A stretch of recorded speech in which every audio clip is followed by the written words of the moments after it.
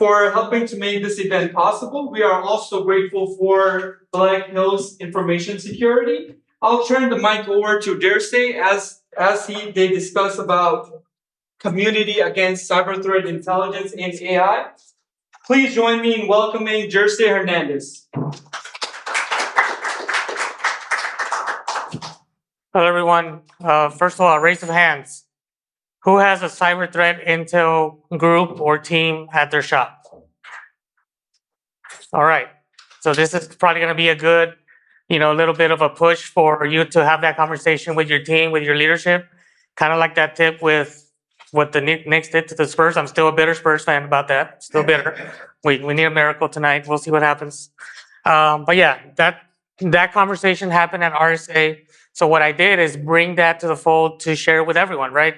I mean, you hear the things about, don't bring your little RSA backpack to BSides because that's not what you do. But it's all about community building, right? It's all about being a team, one fight, right? So community-driven cybersecurity from Texas to RSA, by hackers, for hackers, one team, one fight, right? That's the whole point of why we're here and what we're talking about, right? BSides and RSA are officially joined at the hip, at least for this talk and at least for this time, right? Thank you. So some of the different things we did in those roundtable discussions is go through all these questions. I'm not going to cover them one by one, but it literally set the stage for the conversation about what's happening in their shop, in their organizations, and their teams to, first of all, find out if they even have a CTI function, right? Are they even doing anything with CTI? Are they using AI to automate their cybersecurity program, right? That kind of got the conversation going with all angles, right? We started talking about Microsoft licensing, right? Copilot, what do they actually have? What are they actually paying for? A lot of people are paying for tools. They don't even know what the hell they have going on in their tooling, right? They don't even know how much capabilities they're missing out on by not going to the contract, by not understanding what's actually available to them from a operational perspective, let alone just knowledge and, accountability, right? So when it comes to AI governance and cyber threat intel, it's all about empowering the teams to do the work, right?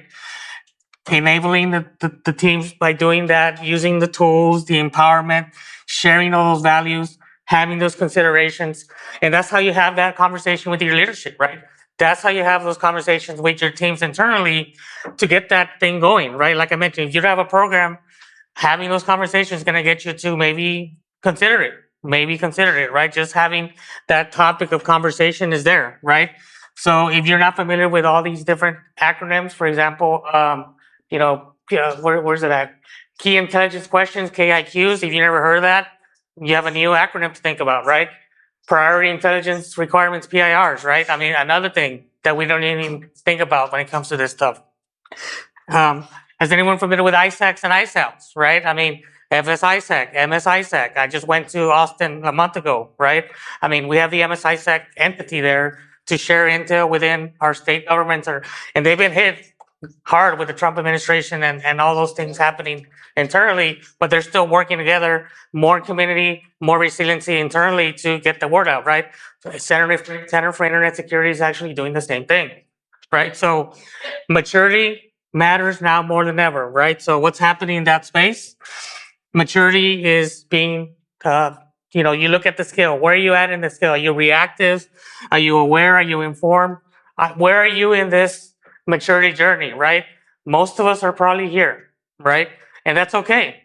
But if you think about it, question for leadership, how would you rate your maturity today if you have something, and how would you take it to the next level? What is the next thing you can do, right? Governance is kind of that, that connected tissue that gets that conversation going, that provides the structure, the accountability, the tooling needed to move from reactive all the way over here, right? I mean, it does take time, it does take years, it does take effort to get to that, right? But like I mentioned, AI governance is the foundation, the connected tissue that enables trusted data, responsible AI usage, and scalable maturity processes to do what? Help with security controls, your investments happening within the organization, IR, right? And your resiliency from a business perspective. CTI's roles in organizational decision making, right? So CTI must directly influence those controls, because if you think about it, you can point to a concrete decision, point in time, because of CTI. What decision was made? Was a new control created? Was a new control updated? Was an investment made? Or was an action happening from an incident, from an actual situation that you dealt with, right? A live exercise fire. And then what kind of CTI drove that decision making? What was the source? Was it a sticks taxi feed, right? Was it some sort of raw data? Was it a JSON file? Was it a CSV file, right? And then what was the outcome? Did you reduce risk out of that situation? Did you help yourself save some money down the road, right? So, like I mentioned, that role in organizational decision making, AI governance is CTI connected tissue, right? So it ensures that you have trusted relationships, traceable actions, actionable things to do, measurable metrics, think alignment to risk appetite, business goals. The GRC folks, right? Look at that shirt, run GRC. I mean, literally, you're running the GRC to move that forward, right? So not only does it influence your control program, your maturity program, your investment priorities, right? Like if you don't have a team in CTI, that's a really good case to make that determination, right? And then from the incident response, it's going to help you with live fire exercises, situations where you can help with potential threats, potential situations where you need to have a situation where the team is handling a live fire exercise, right? Budget pressure, let's face it, the elephant in the room, money, right? Money is always a problem, right? So you have to be relentless to prioritize. If you force out to cut the budget by X percentages, what would you be protecting at those costs, right? So that's the prioritized, relentlessly perspective. Protecting those critical assets, those crown jewels, is really important, right? So right there, eliminate or lower impact spend. Prioritize those things that you're working through. Does it really make sense to be spending money on X thing? And maybe that can be allocated for more cyber threat intelligence, right? So AI governance is that kind of connective tissue, like I mentioned, to help triage and prioritize those things for leadership, right? To automate routine work, to make things happen, to deal with the real humans actually doing, actionable, real impactful work instead of, stuff that the machines can be doing on your behalf, right? Analysis, maximum impact, minimum waste. That's the whole reason why this is happening. That's the whole reason we had that conversation at RSA, to have those conversations, and Chatham House rules out there within what's happening in those organizations, right? But the most important thing from this slide that I want you to take away is this one. Focus on impact, protect what drives decision, automate the rest, right? We're in that space now. I mean, there's no going back. We have to really be fruitful and be mindful of how we're doing that. Some of the biggest hurdles in CTI: collection, production, and use, right? Some of the challenges, right? Perennial challenges is overwhelming volume. Too much noise, right? The noise is there. Noise is crazy, right? False positives, right? Lack of context relevance. AI can help automate some of the collection triage, but it needs governance to quality check, right? You need that QA, QC, right?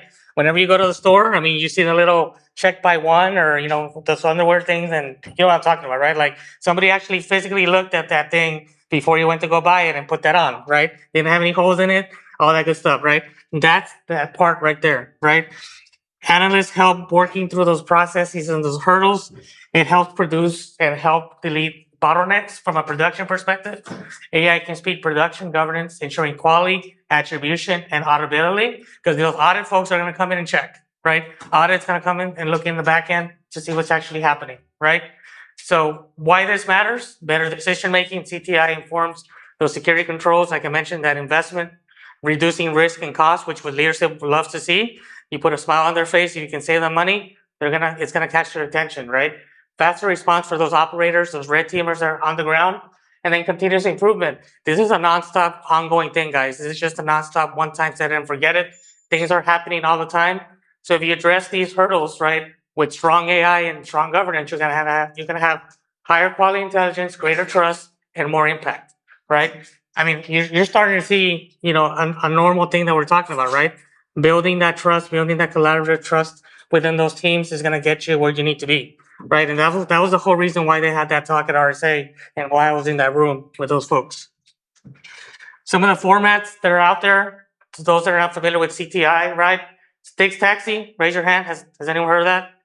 right? So ticks is like the what, and the taxi is the how, the mechanism, the transport mechanism to move those over. Recorded future, Flashpoint. I mean, there's a lot of vendors out there, and that space is still growing, it's still building, right?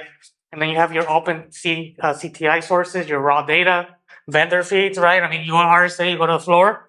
I mean, you'll probably run into 30 different vendors that dedicate themselves just to this stuff, right? So going back to the maturity rating, where are you at in that space, right? The goal is not to have more data. The goal is to actually having actionable intelligence at speed and scale within your organization, right? So having all these things are going to help you to directly determine the value of the intelligence in the organization that's coming through, right? AI governance ensures the intelligence is trustworthy, explainable, and used responsibly. Does that sound like AI, right? AI sounds like, I hear AI explainability. I hear that all the time now. I hear responsible use of AI, bias, all that stuff. It's aligned to that. It's basically a one-to-one when it comes to that point. So what intelligence is actually the most valuable, right? So obviously the structured IOCs that are out there, the TTPs, stuff that you can validate that's actually out there, right? Where it comes in, open CTIs, this taxi, API format, for your SIM, for your EDR tools that you have in place, your source, your threat intelligence platforms, Palo Alto, CrowdStrike, whatever you guys have in your shop, that is really important. It helps produce that context from an operational perspective, and then it deals with more strategic, non-technical situations that are going to be there for your executive, for your leaders, for your CISOs, all that good stuff, right? So, there's skin in the game for everyone, right? From your analysts, from the CISOs, from the executives, everyone's going to have a different viewpoint and perspective of what's most valuable to them and what drives them to have some sort of decision making as it relates to CTI and AI, right? So AI governance helps with that by delivering use cases, right? Having those studies up front, having that actionable audience in the room, right? Ensuring those outputs are measurable and auditable. Once again, that word, audit's going to come in and make sure that it's audit ready, it's audit to go. Because if it's not, it's a non-starter for many places, if not all, right? Drives that quality, relevance, and accountability, continuously optimizing and building that intelligence value in place, right? So that makes it most valuable. So that's the return for your buck. That's where you start building those ROIs, start building those financial models to structure. Does this make sense for us? This is going to help us save money. People and tools, right? If you notice, you always hear people, process, technology. Here it's people, process, and accountability. Forget the technology. Technology is there. I mean, we just talked about all these things that are out there, right? So people are going to be dedicated to CTI. They're going to be using that core tooling. But this is the big one that I want us to focus on, right? So tool sprawl without governance creates risk. Raise your hand. Who agrees with that, right? I mean, if you have all these tools and you don't even know what you're paying for, what you have under the hood, you're going to have more tools, meaning more gaps, more issues, more situations. What? A breach, an incident, just loss of money, loss of revenue, right? So having that more force multiplier through AI governance is going to help that, right? Governed people, integrated tools, plus measurable AI that's, guardrail is going to help protect what matters most, right? So this doesn't happen from night to day. This is a continuous effort. This is a continuous battle that you have to work through from the GRC folks to the red teamers to the executive leadership internally and then all the way up to the board because ultimately they make the calls up there, right? AI and CTI. So everyone talks about the AI moniker, right? What's actually happening? How it's embedded within the workflows, right? So collecting that information, having those critical questions. What metrics do tools actually produce that you can trust? That's huge. That's a big question, right? If you can't measure it, you can't trust it. If you can't trust it, you can't operationalize, right? That's what it comes down to.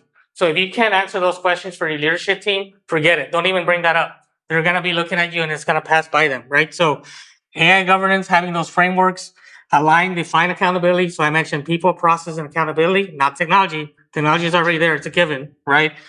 More reliability on those programs, those models that you have, those frontier models, whatever you're using, Claude, Enterprise, OpenAI, Copilot, whatever it is you have in your shop. Understand that governance is going to empower that to make sure that it's actionable, useful, and deliverable in a fruitful way, right? I mean, that's the bottom line. That's the bottom line, right? So govern AI and CTI, better intel, better decision making, better outcomes, right? that builds a greater trust, more transparency, faster and smarter actions, more alignment with the risks, with the business, with the strategic objectives of the organization, and just be more resilient, more adaptive, and more security ready when it comes to maturing and having a maturity rating for your security program, right? AI governance, the engine that runs it, the connected tissue, right? So transparency, explainability, human in the loop. I love this one, right? Keep humans in control, critical judgments. Everyone says that, in AI, let the machines do all the work. Yes, to a certain extent, but you still have to make sure that the humans are making those critical judgment calls on especially mission valuable data that's going to keep the lights on, data that might bring you down, right? So having these things and understanding how those models are happening, what those models are doing, and there's stuff out there. Has anyone heard of the NIST AI RMF? Raise your hand, right? Manage AI risk across the life cycle. If you're an international shop, ISO 4001, they have something. They have a plan to have AI management, responsible AI management in use to help with these things around the key pillars, right? Around your transparency, your explainability, human in the loop, and auditability. Once again, that auditability word, right? Enable accountability and continuous improvement, because auditors are going to come in and check that. Auditors are going to come in and validate that and making sure your program is running as it should. And if you have a deer in the headlights look when they ask you questions, you're going to have problems, right? That's literally what it comes down to.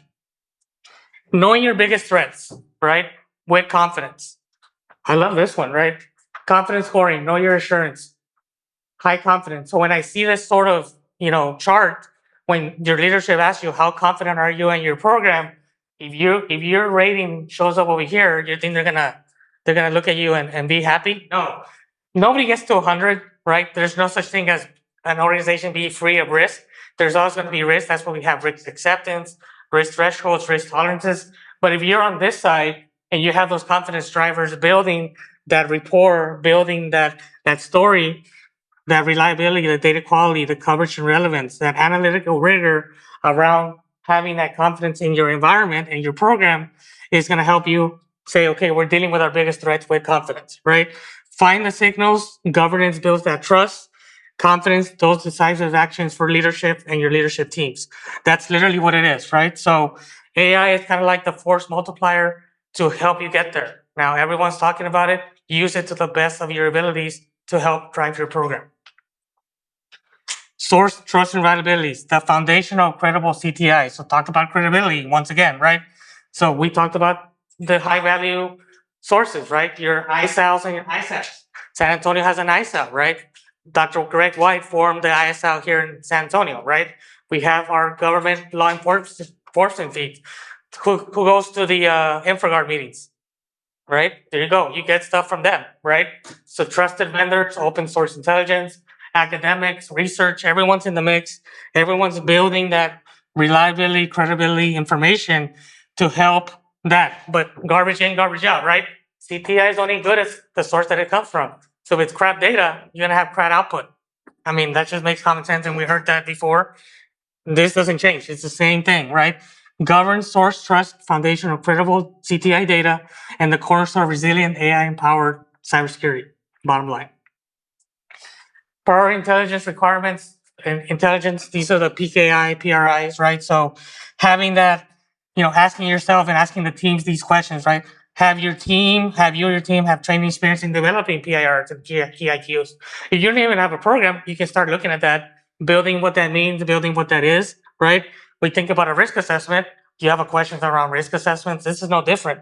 You have situations where you build that, you scale, you start building those programs up, having how those PIR, PIQs are having those data collection analysis happening. How are you making those decision makings around that, right? What are the gaps in planning, collection, and measuring of those PIR and KIQs, right? How is AI used in these PIR, KIQ developments, right? What will you protect at all costs if budget were cost, right? If money was an issue, what is a non-starter? What's non-negotiable to keep the lights on, keep the operation moving forward, and protecting the crown jewels, protecting that data? That's what it comes down to. That's the priority intelligence requirements and planning, right? So that's what I'm talking about. Training is huge. So you're building the program, right? Training and experience in PIR, KIQ development is rare. It's telling you it's rare. Nobody's really doing it, but high value. structure planning skills, multiply the value of CTI, and a force multiplier for the entire program. So if you can have security awareness training on phishing, you can have security awareness training or security training around CTI, PIR, and KIQs. Nobody does that. I know I haven't seen that in my organization, but then again, I'm not part of the CTI team. So I hope that internally they are doing some sort of training on that side. So lessons learned, right? What can we learn from the recent events that have been happening, right? So think about mapping the events, real incidents happening, right? What you can uncover when you have an incident, gaps and missed opportunities, building the case for change, right? Building those cases to have these things happen, to build a program, to scale something if you already have something off the ground, right? So some of the key takeaways of lessons learned from happenings is, post incident analysis turns hindsight into foresight, right? That's what you want to do. Mapping events to CTI exposes those gaps and missed opportunities. You're looking for that. You're looking for those gaps to help you improve, right? Because if you say there's nothing wrong, there's probably something wrong. And if there's nothing wrong, I want to look at you is like, yeah, you might not be telling me the full story, right? So having this insight, having those drive better decision making, stronger decision making, having measurable maturity in your environment is going to help you there, right? So having that rinse and repeat perspective, having that lessons learned, what do we do wrong, what are we doing right, and continuously to move that 360 all the time is going to help us have a better program overall, right? That's what it comes down to. And having those tabletops, right? Having a post-incident analysis and after action review, just strictly dealing with CTI, lessons learned, right? All these things as you're doing those exercises, as you're building those programs, that's going to help you be more mature. It's going to help you just be more resilient overall because you're going to know what to expect if there's an issue with your program, right? Or something happens. The force multiplier, right? Sharing that data. The community, right here, look at that. Power of community.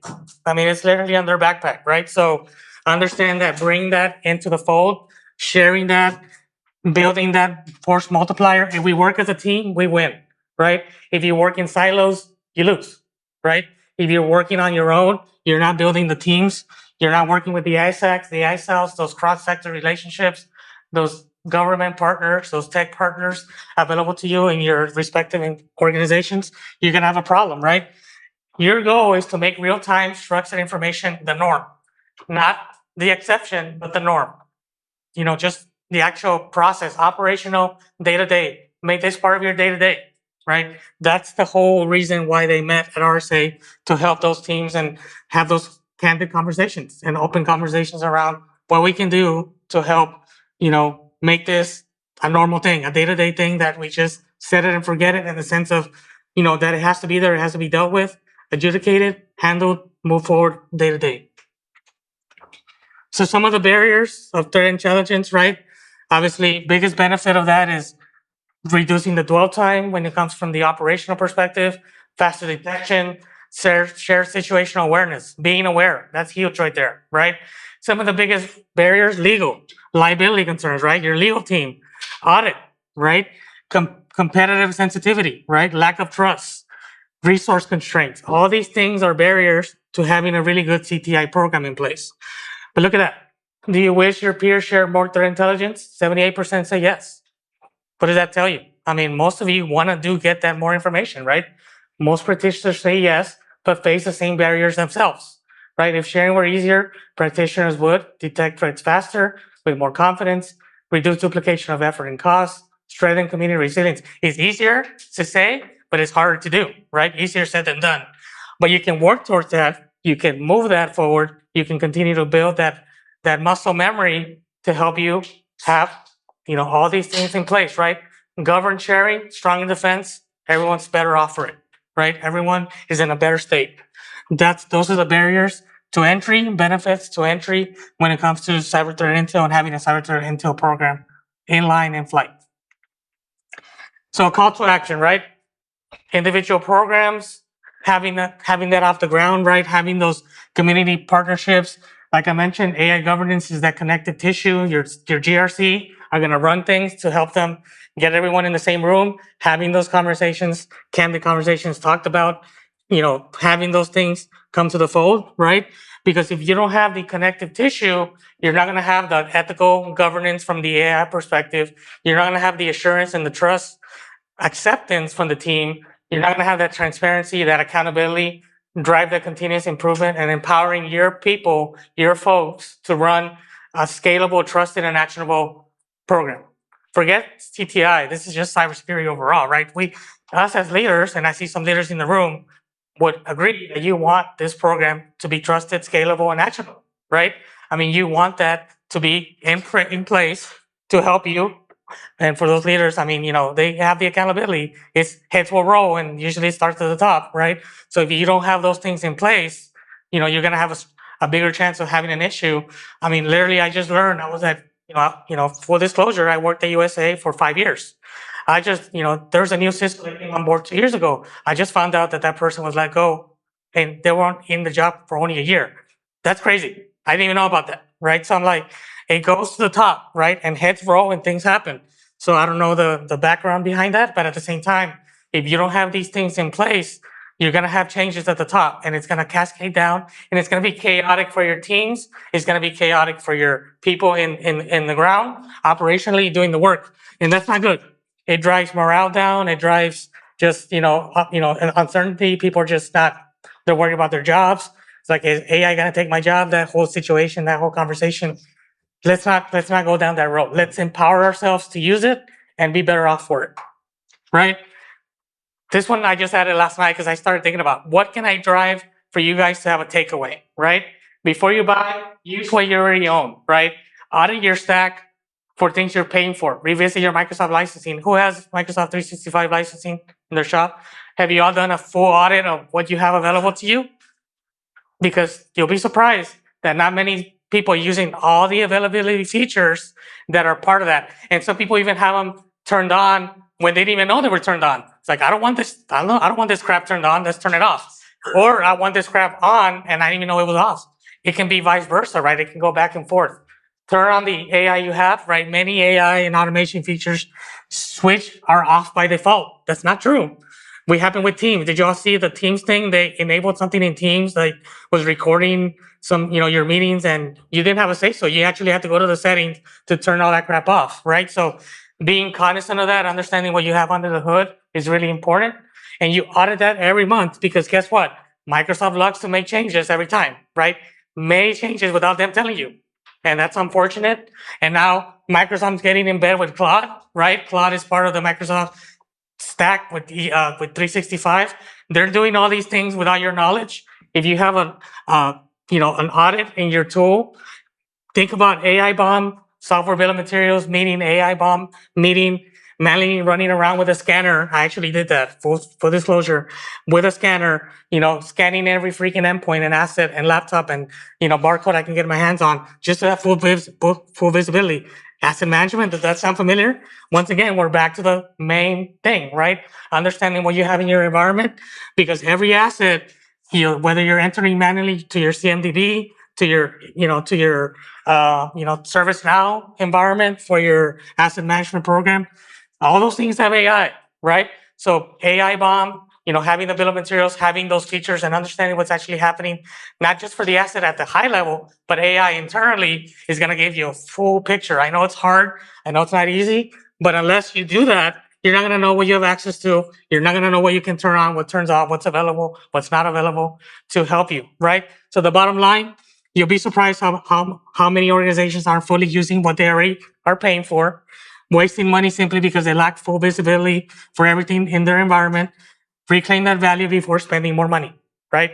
Before you spend another dollar, make the most use of what the dollars that are already in spend are doing. Path forward, right? Moving forward. Like I mentioned, starting with trust, right? Trusting your data, trusting your tools, trusting your people, and trusting your governance framework. If you have those things in flight and you're working towards making them better, you're going to have really good stuff. And going back to the maturity, right? You're going to start going from 1 to 2 to 3. You're going to be in this space where strong governance and strong aptitude for AI is going to help deliver more maturity impact from a business perspective, from a resiliency perspective, right? AI governance enables trust, consistency, and better decision making. The right questions today lead to measurable improvements tomorrow. Start with trust, govern for quality, security, and ethics, engage those community members, get involved with your ISACs, your ISALs, your InfraGuards to share your learning, improving together, right? So some of the things you can do today is assess your maturity, understand what you have, right, under the hood, people, process, technology, auditability, accountability, and that impact. Identify your highest value CTI. So not your highest value crown jewels, but your highest value CTI data, and make decisions around that highest value CTI data, right? Embed that governance principles into your program, having that trust, that transparency, that accountability, the continuous improvement. Like I mentioned, this is around the thing, 360-degree, doesn't change, doesn't stop, right? Engaging those community members. And the goal is not for AI to have AI, not to have AI for AI's sake, right? The goal is to have AI that makes us, operators more confident, better positioned to do our jobs, and just make our jobs faster and easier and more and better, right? So having those things in place are gonna help us have a better power community, power program, CTI program. Any questions? Yeah. Yes. So from a governance perspective, have they talked about education and like how to standardize naming conventions? Since each vendor has their own way of doing stuff, and it creates even more complexity of tracking, discussing the So that goes back to what you have in your program, right? Make a list of those vendors you have, find out what they're, giving you and what's providing for the organization as a whole. Because you'd be surprised. There's a team that's using this tool. This other team doesn't even know about it. They have their own acronyms over there. They're conflicting with acronyms you have on your side. So unless you bring it all in and have that full visibility, then you can have those conversations with the leadership team to say, okay, how can we standardize our acronyms, our library soup of words and out there and programs and tooling to deal with tool sprawling, identification, data classification. So hopefully that answers that question. But you have to have a better position. Do you believe that there should be like some standard that says? Oh, yeah. Just like there is for security controls.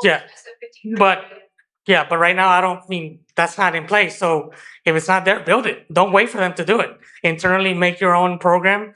If NIST comes out with something, you can always use that and revert to that. Say, we're already doing that. We're in alignment. We're in compliance with that standard, with that framework. Because remember, like CSF, that's not thou shalt. That's just open guidance for you to follow and see if you want to do it. So great point. But like I said, if you can do it yourself, better, because internally you can have more reign, more control about what's actually happening that's applicable and meaningful to your shop and your team.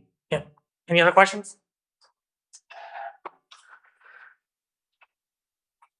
I know that was a lot. Thank you.